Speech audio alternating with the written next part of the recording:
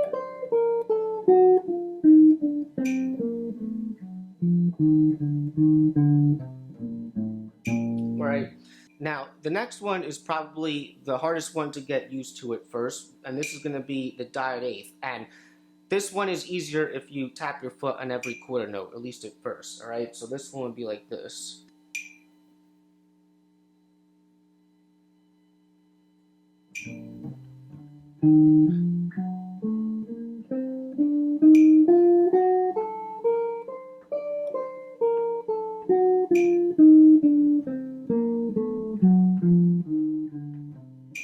Right, so that was okay. So now we have our regular eighth notes.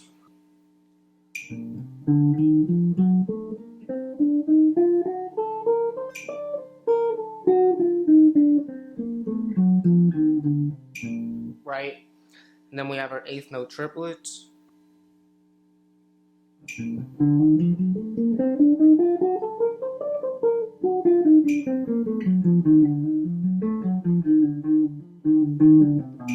Right, so I'm not going to do dotted 16ths because that's really difficult. So really you can do 16ths and 16th note triplets maybe if you want. So 16ths would be this.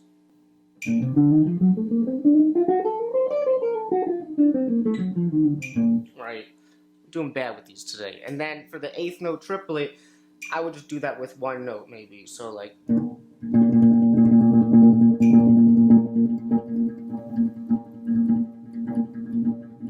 Right, so after those, I'm not even going to demo this because I want to wrap this up. You can, for the half notes, whole notes, and quarters, and some eighths, you can displace those in different parts of the beat. So you can have like a displaced whole note where you actually come in on the end of the beat.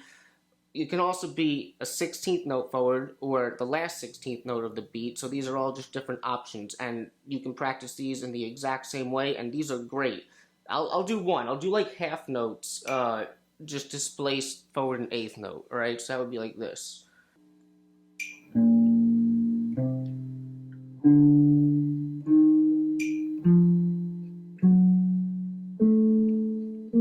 Right, you can keep going. And if you get these right with the foot placement, everything, that's when you'll know like if it's really feeling good or not. I know I was doing crappy with these today, but I think you get the idea. So we're just gonna leave it there. And like I said, if anyone has any questions or anything they want to say, just put it in the comments. And in the next episode, Hope you're ready for the next episode. Hey, we're gonna talk about some other stuff now that may not necessarily have anything to do with time for a change. So hope you're excited. So that's it. If you enjoyed this video, I would appreciate if you gave it a like and consider subscribing, as well as becoming a contributor to Patreon, where for $5 a month you get all the PDFs that come out on this channel, and maybe share this with someone else if you think they would enjoy it as well. So that's it, and I'll see you guys in episode 36. Swinging and playing the blues. That's what we about. I try to help you.